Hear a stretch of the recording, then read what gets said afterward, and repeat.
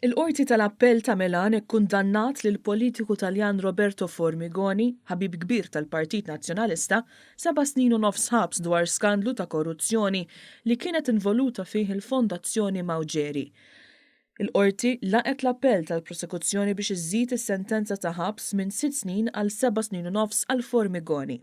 Is-senatur li fit-tmeninijiet kien jinġib f'Malta mill-Partit Nazzjonalista biex jattakka l-Gvern Laburista ta' dak iż-żmien, instab ħati li ffavorixxa lill-Fondazzjoni Mawġeri meta kien gvernatur bejn l-1995 u l-2012.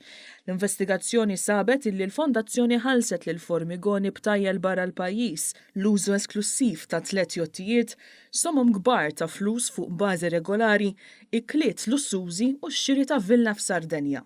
Il-prosekuturi qalu li bejn l-1997 u l-2011 il-Fondazzjoni Mawġeri ħalset mal-61 miljun euro lin-negozjant qrib tiegħu. F'parti oħra tal-investigazzjoni jingħad li bejn l-2005 u l-2006 l-Isptar San Raffaele ta' Milan ħallas ma' 9 miljun euro iktar lil Dacco u lil Simone biex ikunu jistgħu jagħtu lill-Gvernatur benefiċċji li jlaħqu total ta' 8 miljun euro. Minnaħa l-oħra, il-Gvernatur Taljan għadda lill-Fondazzjoni Mawġeri aktar minn 200 miljun euro f'refużjoni fuq is-servizz tas-saħħa. Fl-2012 il-Fondazzjoni Mawġeri u s-Senatur Taljan kienu fl-aħbarijiet lokali wara li fl-investigazzjoni li kienet qed issir dwar ħasil ta' flus f'Milan issemmit Malta.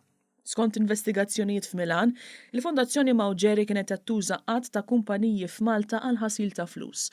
Waħda mill-kumpaniji involuti kienet l-SIB Limited li kellha arranġamenti mal-Università ta' Malta, il-Malt Enterprise u anki l-Isptar Mater Dei.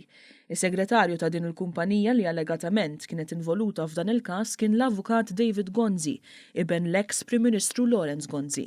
Meta ħareġ ismu fil-medja, Gonzi qal li hu ma kienx id-direttur tal-kumpanija u ċaħat li b'xi mod kien jaf b'xi aġir illeċitu.